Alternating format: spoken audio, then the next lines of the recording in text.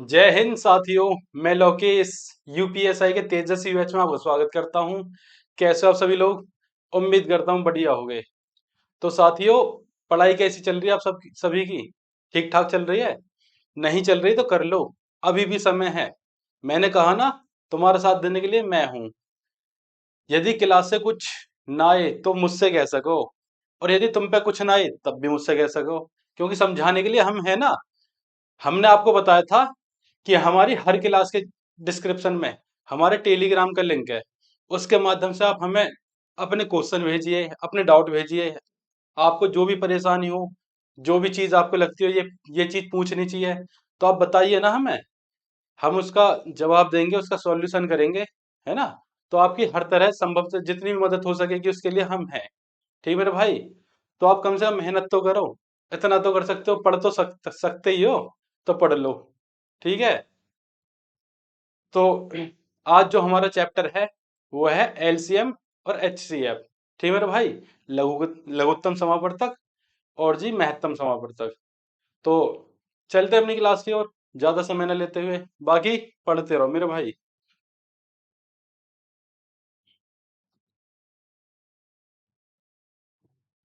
LCM और HCF.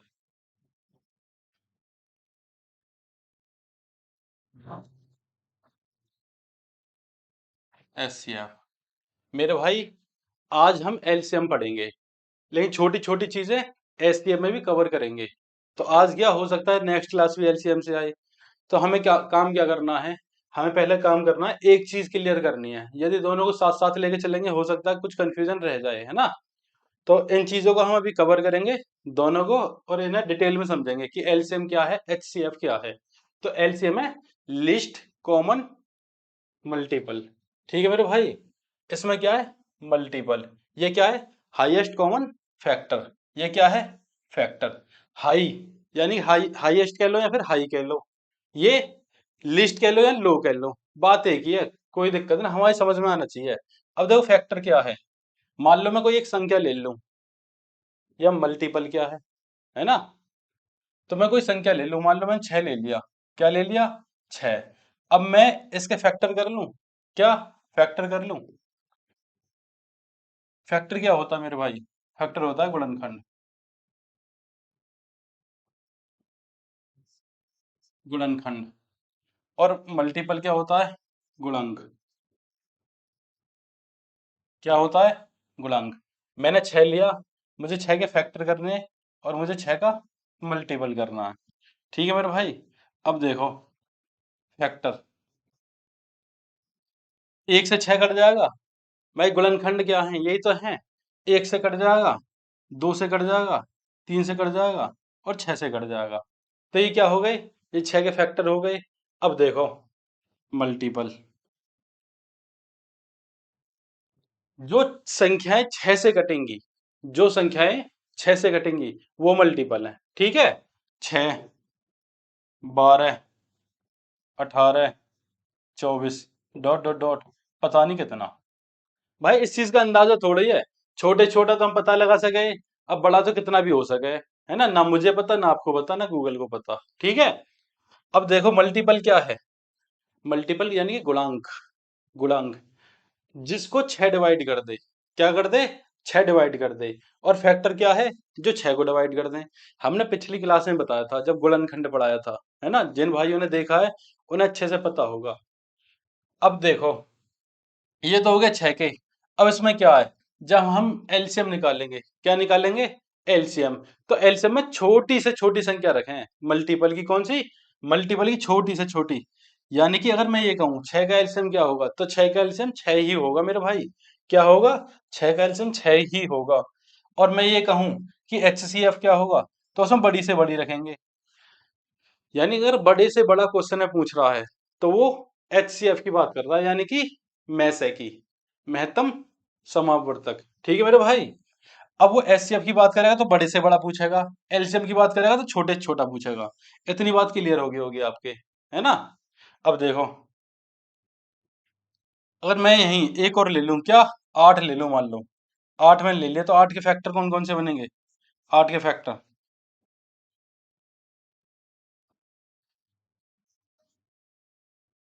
एक, दो, चार, आठ। मेरे भाई ये संख्या वो है, यानी कि ये वो संख्या है जो आठ को डिवाइड करेंगी, जो मतलब आठ को काटेंगी। तो इन्हें मैं गुणनखंड भी कह सकूं हिंदी में, है ना।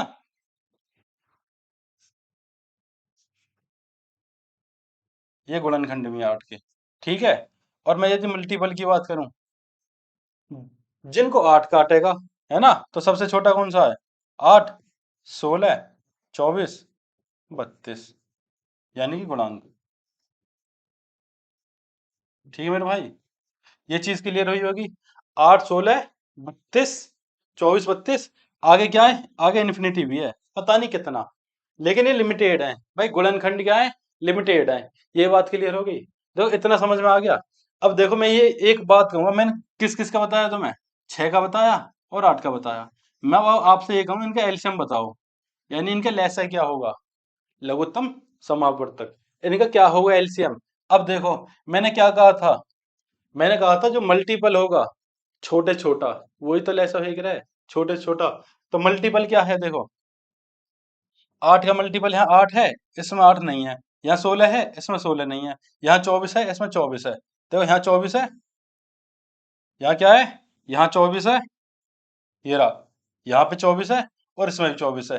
तो छोटी से छोटी ऐसी संख्या, छोटी से छोटी, जिनको 6 और 8 दोनों डिवाइड कर दें, जिसको 6 और 8 दोनों डिवाइड कर दें, वो क्या हो रहा है? वही एलसीएम हो रहा है मेरे भाई।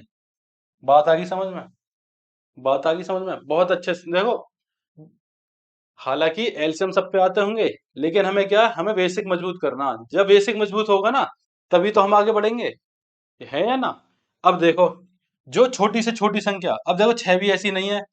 छह तो छह से कटेगी लेकिन आठ से नहीं कट रही। 12 छह से कटेगी लेकिन आठ से नहीं कट रही। 18 छह से कटेगी लेकिन आठ से नहीं कट रही। 24 दोनों में एक ऐसी संख्या है जो आठ और छह दोनों से कटेगी, तो ये क्या हो गया? लेस है। अब यदि हम बात करें काय की, एचसीएफ की, तो एचसीएफ क्या हो रहा है? बड़े से बड़ा। तो बड़े से बड़ा नंबर क्या है? मैंने क्या कहा था? यानी हमें एफ का मतलब क्या है? फैक्टर।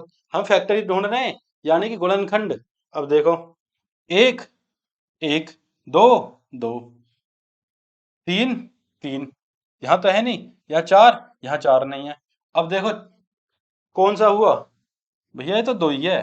दो से बड़ा कोई नंबर है जो छह को या आठ को डिवाइड करेगा? है? नहीं है ना। देखो, अब ये क्या हो गया? ये हो गया एच सी एफ मेरे भाई, एच सी एफ। यानी कि दो एक ऐसी संख्या है, बड़ी से बड़ी। भाई दो से बड़ी कोई ऐसी संख्या ही नहीं है जो छह को और आठ को काटेगी। बात आ गई समझ में कि एलसीएम क्या है, एचसीएफ क्या है? अब हम आगे बढ़े, छोटी छोटी चीज इनके बारे में जाने। अब देखो, क्या जानना हमें? जो भी एलसीएम होगा, जो भी एलसीएम होगा, ठीक है, जो भी हमारा एलसीएम निकल के आवेगा, दो संख्याओं का, तीन का, जो भी निकल के आवेगा, उन्हीं संख्याओं का एचसीएफ, ठीक है, उन्हीं संख्याओं का एचसीएफ इस एलसीएम का एक फैक्टर होगा। क्या होगा? फैक्टर। ठीक है मेरे भाई, यानी कि गुणनखंड।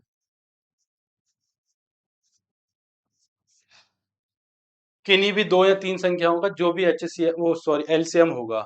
एलसीएम मान लो, अभी मैंने छह और आठ को उठाया था ना, मैं छह आठ ही रख लेता हूँ। इनका एलसीएम कितना निकला था? 24। अब छह और आठ का ये एलसीएम, ठीक है, और ये एचसीएफ। अब जो एलसीएम जो है, छह और आठ का 24 है, इनका एचसीएफ कितना निकला था? दो। अब देखो इसी का गुणनखंड है तो या नहीं है, मुझे ये बता दो, है या नहीं है? ये चीज याद करने की है, बहुत बड़े बड़े क्वेश्चन आएंगे। अब ये चीज मैं क्यों बता रहा हूँ? इन्हीं की वजह से, इन्हीं की बदौलत उन्हें हम बहुत इजी बनाएंगे। इन्हीं की वजह से तो बनाएंगे, यदि ये चीज हमें पता है। अब हमें पता लग गया, जो भी हमारा एलसीएम निकल के आवेगा, कितना भी निकल के आए, वो हमेशा इसका मतलब एलसीएम निकल गया 24। 24, तो इसका एक गुणनखंड क्या होगा? एचसीएफ। क्या होगा? एचसीएफ। बात आ गई समझ में? या ये मैं ये कह सकूं कि एचसीएफ का जो मल्टीपल होगा, वो होगा एलसीएम। बात एक ही है। ठीक है मेरे भाई, अब देखो, ये बात भी क्लियर हुई, है ना। चलो। नेक्स्ट और जानेंगे कुछ चीज हम। कभी भी दो संख्याओं का यानी कि प्राइम नंबर, दो संख्याएं प्राइम नंबर, ठीक है मेरे भाई। प्राइम नंबर यानी कि, एक सेकंड, दो अभाज्य संख्याएं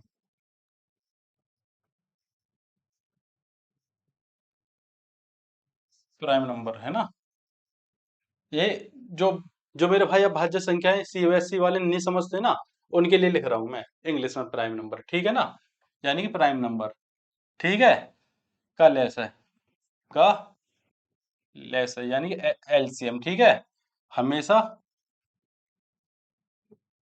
उनका गुणनफल होता है, क्या होता है मेरे भाई, उनका गुणनफल।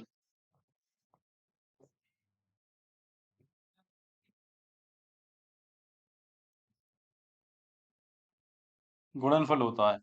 अब देखो, ये बात अगर तुम्हारे समझ में नहीं आई हो तो मैं एक एग्जांपल ले लेता हूं। मैंने 3 ले लिया और 5 ले लिया। क्या ले लिया? 3 और 5। अब जब हम इनका एलसीएम निकालेंगे ना, तो 5 तिया 15। क्या? 5 तिया 15 हमेशा क्या होगा? हमेशा इनका गुणनफल होगा। यही बात मैंने लिखी है। बात आई समझ में मेरे भाई? अब इसमें एक चीज और ऐड कर सको। अभाज्य का तो हो गई है, सहभाज्य का भी हो रहा है। क्या हो रहा है? सहभाज्य का भी। सहभाज्य जाना हो ना, को प्राइम नंबर, ठीक है मेरे भाई। इसके लिए भी यही बात है। दो भाज्य संख्याएं, दो क्या भाई, दो मैंने कम से कम माना है। ये 3 भी हो सके, ये 4 भी हो सके, ये 5 भी हो सके। अभाज्य संख्याएं तो कितनी भी हो सके। जब भी हम इनका एलसीएम निकालेंगे, जब भी इनका एलसीएम निकालेंगे तो क्या होगा? तो क्या होगा? उनका गुणनफल होगा। बात क्लियर? यदि मैं या मैं से की बात करता, महत्तम समावर्तक की बात करता, तो मैं से हमेशा एक होता, एक, ठीक है। क्योंकि जो भी सहभाज्य संख्या हो, सहभाज्य का में से एक हो रहा है, या कोई अभाज्य संख्या हो, उनका में से एक हो रहा है। क्योंकि भाई ना कोई संख्या डिवाइड नहीं कर रही तभी तो वो अभाज्य है। यदि डिवाइड कर दी तो भाज्य हो जाती। तो ना एक ही डिवाइड करे, एक से अलग कुछ नहीं करता। बात क्लियर? लेकिन हम ऐसे के बारे में बात ना कर रहे, मैं बता रहा हूं तुम्हें, हम एलसीएम पढ़ रहे हैं तो एलसीएम के बारे में बात करेंगे। जब भी हम दो संख्याओं का एलसीएम या एचसीएफ निकालेंगे, एचसीएफ या एलसीएम निकालेंगे मेरे भाई, ठीक है, एलसीएम, दो संख्याओं का एचसीएफ या एलसीएम निकालेंगे तो हमेशा एलसीएम बड़ा होगा। ये बात भी नोट कर लो। क्या बड़ा होगा? हमेशा एलसीएम बड़ा होगा। वो छोटी छोटी चीज बता रहा हूं मैं, जो कोई नहीं बताता।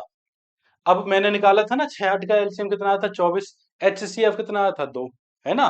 तो भाई 2 बड़ा आया, 24 बड़ा, 24 बड़ा था ना, तो हमेशा एलसीएम बड़ा देख रहा है। ये बात भी बिठा लो दिमाग में। और देखो, अब हम अपनी क्लास की ओर आएंगे, लेकिन इस क्लास से स्टार्ट करने से पहले एक बात कह दूं तुमसे। मैंने नंबर सिस्टम में विभाज्यता के नियम पढ़ाए हैं। विभाज्यता के नियम, जिस भाई ने नहीं देखे हो, पहले वो क्लास है देख ले विभाज्यता के नियम की। 10 या 15 मिनट की क्लास है, मैक्सिमम 20 मिनट की होगी, ठीक है।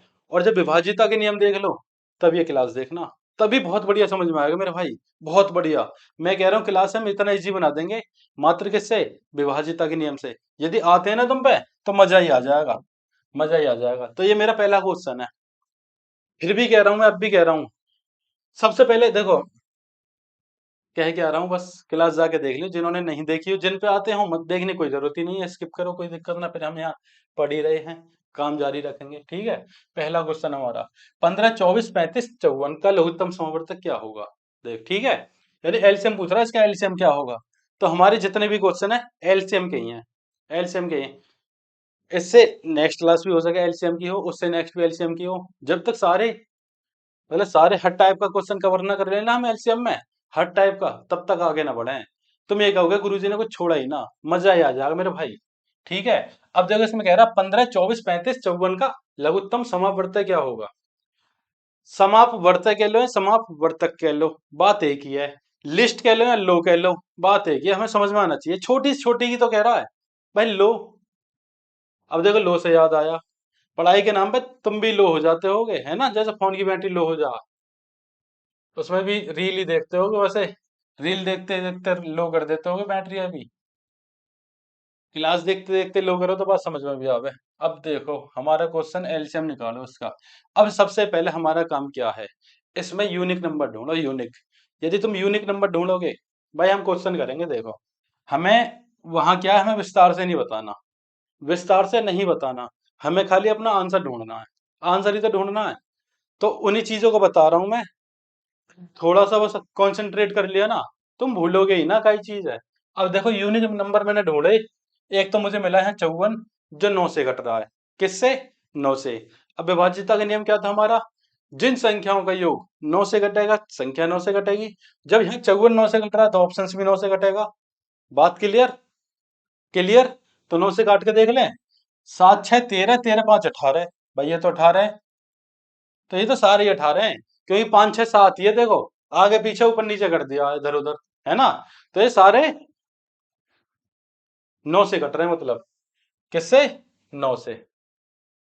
देखो थोड़ा भावनाओं में तो ना बह जाऊं, मुझे कुछ अलग वर्ड भी निकल जाए ना, लेकिन मेरी फीलिंग्स वही रहे तुम्हें समझाने की, और सोच भी मैं वही रहा हूँ जो बता रहा हूँ तुम्हें। अब देखो ये वाला जो है, ये हमने लगाया कि 9 से, लेकिन 9 से सारे कट रहे हैं। अब कोई दूसरा नंबर ढूंढो, दूसरा। तो दूसरा क्या, देखो 35 एक यूनिक नंबर है मेरे पास, जो 7 से और 5 से मिलके बने हैं। तो 5 का क्या है? 5 का क्या है? लास्ट का तो 5 होना चाहिए, 0 होना चाहिए। तो सब में 0, तो 5 से तो सारे कटेंगे।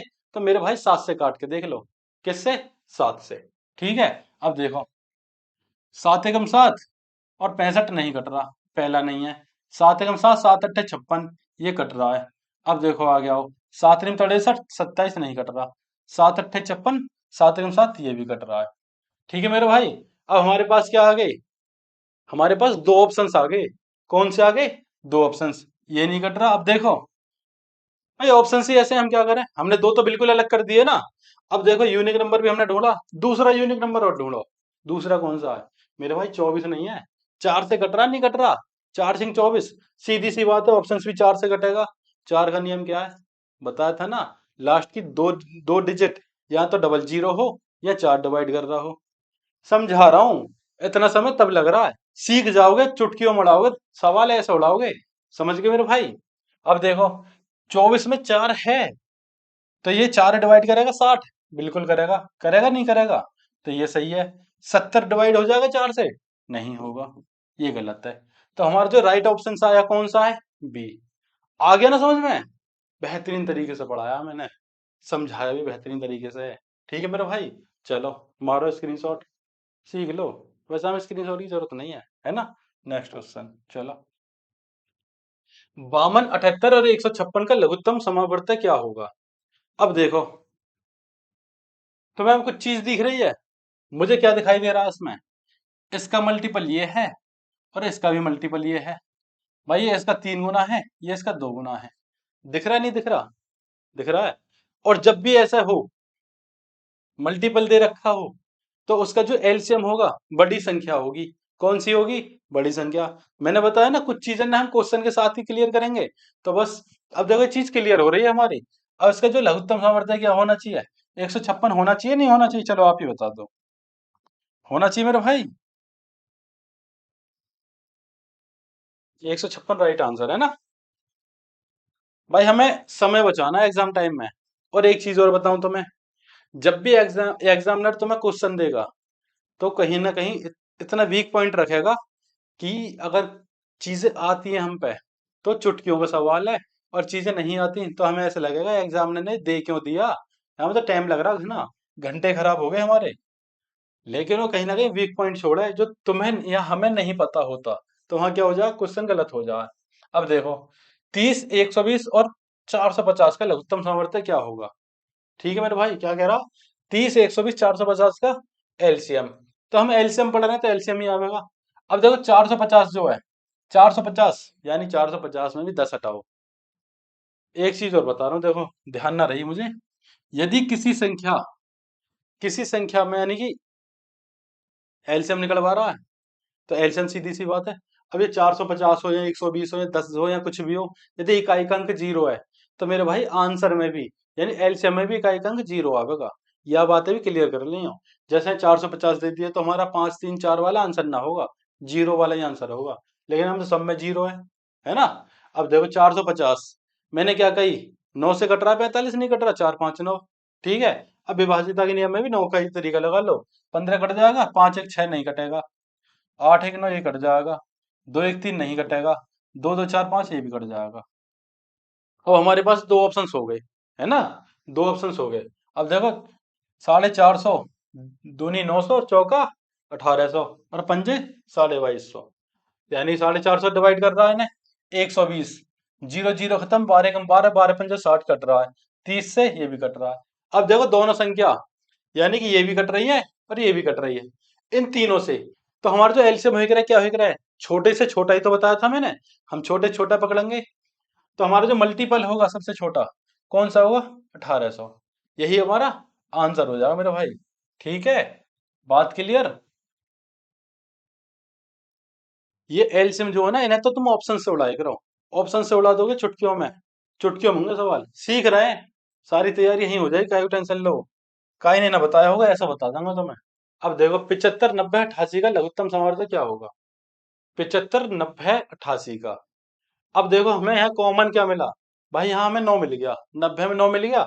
अब ऑप्शन से भी देखो, मैंने एक बात और बताई तुम्हें, इकाई अंक जीरो है, इकाई अंक 90 का जीरो है, तो जहां भी इकाई अंक जीरो होगा वही हमारा आंसर है। तो पहला तो खत्म ही कर दो, ऑप्शन खत्म कर दिया पहला। अब बच्चे हमारे पास तीन ऑप्शंस। अब यहाँ 90 में देखो 9 से कट रहा है, ऑप्शंस भी काट के देखो कितने से, 9 से।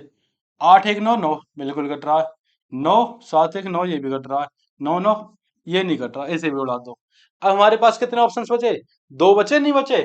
अब देखो दो में 88 4 से कट रहा है, कट रहा 88 4 से। लेकिन मैंने क्या कही या, अब देखो इकाई और दहाई का, भाई चार का विभाज्यता का नियम क्या है, इकाई अंक और दहाई अंक 4 से कटना चाहिए, वही तो हमारा आंसर है। तो इकाई और दहाई बता दो, कट रहा नहीं कट रहा, ये तो कट रहा है, 10 नहीं कट रहा, तो ये हमारा आंसर नहीं है। ठीक है, अब देखो एलसीएम मैंने बता दी, अगर मैं देखो तरीका तो वही है बेस, भाई तरीका तो यही है, 75 90 88, ऐसे कर सको तुम। कितना समय लग जाएगा तुम मुझे बता दो, बहुत समय लग जाएगा। अब ये तरीके तो हर कहीं मिल जाएंगे, लेकिन जो नहीं मिल रहा हमें तो मेरा भाई वो ढूंढना है ना, जिससे हमारी चीजें बहुत इजी होंगी, हमें तो वो ढूंढना है। तो ये हमारा बेस जरूर है, पता भी होना चाहिए, हालांकि हमने बताया नहीं है। तो ये चीजें अगर आप यहाँ आ रहे हो पढ़ने तो ये चीजें पता होंगी सब, है ना। बाकी क्या मतलब ढूंढने का, जब हमारा ऐसे काम हो रहा है तो ऐसे ढूंढो ना। तो इसका ऑप्शन नंबर बी हो जाएगा मेरे मेरे भाई, बी फॉर वाला। ठीक है, अब देखो 7 11 13 का लघुत्तम सामर्थ्य क्या होगा। तो मेरे भाई मैंने तुम्हें एक चीज बताई, पिछली क्लासों में भी नंबर सिस्टम में भी मैंने वो चीज पढ़ाई, सिंप्लीफिकेशन में भी वो चीज पढ़ाई। मैंने क्या बताया, मैं कह रहा ये एक यूनिक नंबर है, 7 11 13 ये यूनिक नंबर है, और ये ऐसे नंबर हैं, ये बहुत सवाल ने उड़ाते हैं, चुटकियों में बहुत सवाल ने उड़ाते हैं। इनमें हमें क्या काम करना है, देखो सारी अभाज्य संख्या है या नहीं है, सारी अभाज्य है। तो हमारा ये जो इनका फैक्टर हो 7 11 13 का, मैंने कई बार बता दिया ये सवाल तो मैं, 1001 हो रहा है, 1001। ठीक है, ये इसलिए यूनिक नंबर हो रहे हैं, ये 1001 बना मैं। ठीक है, और इससे रिलेटेड मैंने बहुत अच्छे अच्छे क्वेश्चन कराए हैं, ना तो तुम नंबर सिस्टम की क्लास में देखना, ऐसे ऐसे करा दिए जो बहुत इजी है ना, लेकिन यूपीएससी ने रख दी है। देखना आप, जो भी हुआ था ना, जो भी रिजल्ट आया उसमें। नेक्स्ट क्वेश्चन, किन्हीं दो संख्याओं का ए बराबर लघुत्तम सामर्थ्य है, यानी ए क्या है हमारा, एलसीएम है, कोई दिक्कत थोड़ी है, चलो कुछ भी हो सके। बी एच सी एफ निकाला गया, तो निम्न में से कौन सा कथन सही है। तो ए लघुत्तम सामर्थ्य निकाल दिया, बी एच सी एफ निकाल दिया, यानी ए एलसीएम है, बी क्या है, बी एच सी एफ है। तो क्या कह रहा देखो, ए बड़ा है बी से, तो मेरे भाई मैंने क्या बताई, एलसीएम हमेशा बड़ा होई करे ना होई करे। तो ये बात मैंने क्लियर स्टार्टिंग में बताई है ना बताई। ये सारे क्वेश्चन वो जो आए हुए हैं एग्जाम में, सारे सारे पी वाई क्यू वाले हैं, पी वाई क्यू, हमने अपनी तरफ से कुछ नहीं रखा। ठीक है, इसलिए मैंने तुमसे इससे रिलेटिव सारी चीजें पहले ही बताते हैं, क्या पहले ही बता दिया। देखो ए बड़ा है या नहीं है बी से, बड़ा है, पहले ही सही हो जाएगा। देखो तो मेरे भाई यहाँ में तो ए और बी दोनों सही है क्यों सही है, क्योंकि यहाँ भी ए बड़ा है और यहाँ भी ए बड़ा है, दोनों में। या तो दोनों ने सही कर लो, या फिर ये एक ऑप्शन ऐसा होता, ऐसा कैसा होता, ऐसा। ये टाइपिंग मिस्टेक हो गई है। अब यहाँ बी बड़ा हो जाएगा, नहीं होगा। ए बराबर बी हो जाएगा, नहीं होगा। तो ये निर्धारित तो कर सके हम, कर सके ना, अभी तो बताया मैंने एलसीएम बड़ा हो करे मेरे भाई। ठीक है, चलो नेक्स्ट क्वेश्चन। यदि दो सहअभाज्य संख्याएं ए और बी हैं तो उनका एलसीएम क्या होगा। मैंने क्या बताया था, सहभाज्य संख्या हो या भाज्य संख्या हो, उनका एलसीएम क्या होगा। मैंने बताया था ना भाई, उनका गुणनफल ही तो है करे। तो आंसर क्या हो जाएगा, ए बी। ए बी हो जाएगा, नहीं हो जाएगा, गुणनफल ही तो है। तो है हमें ए बी, ये रहा सी, ए बी। ठीक है मेरे भाई, चलो नेक्स्ट क्वेश्चन। यदि दो सहभाज्य संख्याओं का गुणनफल, हाँ अब दिया ना इसने क्वेश्चन, गुणनफल कितना है 667 है, तो उन संख्याओं, उन दोनों संख्याओं का लघुत्तम समवर्त क्या होगा। ठीक है, कोई दिक्कत थोड़ी है। अब देखो, ये अभाज्य सहभाज्य संख्या है, सहभाज्य। अब सहभाज्य का तो एलसीएम एक ही आवे, कोई दिक्कत थोड़ा ही है। चलो आ जाओ। अब लेकिन सहभाज्य में क्या है, सहभाज्य में मेरे भाई, सहभाज्य में अब वो भी रख सके, कोई भाज्य संख्या भी रख सके। सहभाज्य कौन सी हुई करें, मान लो कोई भाज्य भी रख दी, ठीक है। और यहाँ मैंने क्या रख दिया, यहाँ मैंने 5 रख दिया। ये सहभाज्य क्यों है, क्योंकि इनका एलसीएम एक है। तो यहाँ भाज्य भी आ सके, सहभाज्य ये मत माना कि दोनों भाज्य होंगी। ठीक है, एलसीएम एक होगा तो हम क्या करें, इनकी गुणा कर दें, तभी तो हम गुणा करें इनकी। भाई 24 पंजे 120, तो सहभाज्य यहाँ भाज्य भी हो सके। लेकिन इस चीज से एक चीज पता लग रही है, एक अभाज्य जरूर होगी भाई, जब वो आवेगा, क्या आवेगा, चलो देखो 667 है। अब 667 का क्या करूं, इसका एक स्क्वायर निकालूं, क्या निकालूं, एक स्क्वायर, है ना। जैसे कि अब मुझे पता 25 का स्क्वायर कितना, 625 कितना, 25 का स्क्वायर कितना 625, और 26 का कितना है 676। तो ये इससे छोटा है ना। अब ये जो डिवाइड होगा, ये जो डिवाइड होगा 25 से छोटे छोटे अंक, यानी 25 से जो नीचे के अंक होंगे ना छोटे छोटे, उससे डिवाइड हो जाएगा। करके देख लो, इसका क्या पूछा है। तो मेरे भाई करने की जरूरत ही ना है, करने की जरूरत ही ना है। मैं हम तो ये सोच रहे हैं संख्या निकलवा रहा है, ये क्या कह रहा है, तो दोनों का लघुत्तम समवर्त एलसीएम क्या होगा, इतना ही होगा। क्या होगा, इतना ही होगा। जब उसने गुणनफल कह दिया 667, क्या कह दिया है, गुणनफल 667 ही तो होगा, दिमाग का एक मारो। यू एग्जाम में आया हुआ क्वेश्चन है। अब देखो हम यहाँ दिमाग तुम्हें समझाने के लिए मार रहे हैं, तो बहुत से बालक बेचारे ऐसे दिमाग लगा रहे होंगे। सेकंडों में उड़ाते ना उड़ाते, मैंने बताई ना स्टार्टिंग में कह दी तुमसे, गुणनफल या एलसीएम हो करे, है ना, ये यही आंसर है, देखो चलो नेक्स्ट क्वेश्चन। तो अभाज्य संख्याओं, देखो तो की जगह दो कर लो, क्या कर लो, दो कर लो। ठीक है मेरे भाई,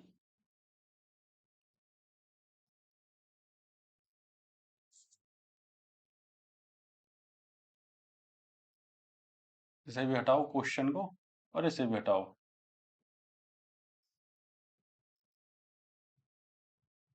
दो, दो भाज्य संख्याओं एक्स और वाई, यानी एक्स बड़ा है वाई से, का लघुत्तम समवर्तक एलसीएम 161, 161 है। तो 3y माइनस एक्स का मान यहां निकालना पड़ेगा हमें, यहां निकालना पड़ेगा मेरे भाई, यहां निकालना पड़ेगा। अब देखो 161 13 के स्क्वायर से नीचे है, 13 कितना 169, ये इसका तरीका है, पढ़ाया है हमने, पढ़ाया पिछली क्लास में नंबर सिस्टम में। 161 जो 13 के वर्ग से नीचे 169 थे, तो 13 से नीचे घटेंगी, 13 से नहीं घट रही भाई, 13 से तो 169 घटे, 11 से भी नहीं घटेगी, सम विषम का स्थान समान होना चाहिए। अब आ जाओ 9 पे, 9 से नहीं घटेगी, योग इतने होने चाहिए। अब आ जाओ 7 पे, 7 दूनी 14 तिया 21, देखो 7 से घट गई, 161 7 से घट गई, कितनी बार, 7 दूनी 14, 7 तिया 21। अब मैं ये कह सकूं 23 गुणा 7, क्या है 23 गुणा 7, इसका फैक्टर है। और जो हमारी संख्या है वो 23 और 7 निकल के आ गई। अब क्या कह रहा है, एक्स बड़ा है वाई से, तो एक्स की वैल्यू कितनी हो गई, 23 हो गई ना, हो गई। एक्स बड़ा है तो वाई की वैल्यू कितनी हो जाएगी, 7 हो जाएगी। 3y, तो 7 तिया 3y, 7 तिया 21 माइनस एक्स, यानी कि 23। तो कितना हो जाएगा, माइनस के 2 हो जाएगा मेरे भाई। आंसर कितना हो जाएगा? माइनस के 2, यानी कि ए ऑप्शन। आ रहा है ना बढ़िया समझ में?